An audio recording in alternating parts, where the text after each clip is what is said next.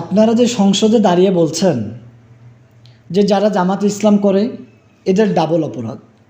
একে তো এরা স্বাধীনতার পক্ষে ছিলেন না, দ্বিতীয়ত এরা রাজাকার। আচ্ছা মিস্টার, আপনার কাছে আমার একটা প্রশ্ন, সত্যিকার অর্থে যদি বাংলাদেশ জামাতে ইসলাম রাজাকার হয়ে থাকে, এরা যদি স্বাধীনতার বিপক্ষে অবস্থান করে, তাহলে আপনাদের কাছে আমার প্রশ্ন, দীর্ঘ 16 বছর 17 বছর আপনারা কেন তাদের সাথে ঐক্য ছিলেন? তার মানে আপনারাও রাজাকার ছিলেন, যদি আমার ভুল না হয়।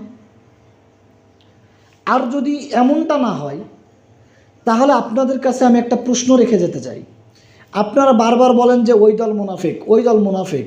আপনারা যদি রাজাকার না হন, তাহলে আপনারা মুনাফিক কেন? কারণ যখন তাদের প্রয়োজন হয়েছিল তাদেরকে ব্যবহার করেছেন, এখন প্রয়োজন শেষ, তাদেরকে রাজাকার বলছেন। হ্যাঁ, এখানে আরেকটা জিনিস বলে রাখা উচিত, I am not a political person. I personally do not support democracy, secular. কিন্তু এখানে এমন একটা ব্যাপার যে আমরা যেটা চোখের সামনে সত্য স্পষ্ট দেখছি, এটা তো আর না বলার মতো না।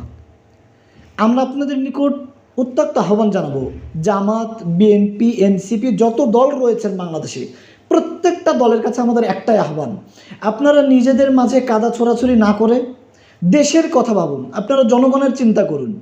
আপনাদেরকে সংসদে পাঠানো হয়েছে এজন্য না যে আপনারা কাদা ছোটাছুটি করবেন আর আমাদের এইদিকে জীবন শেষ।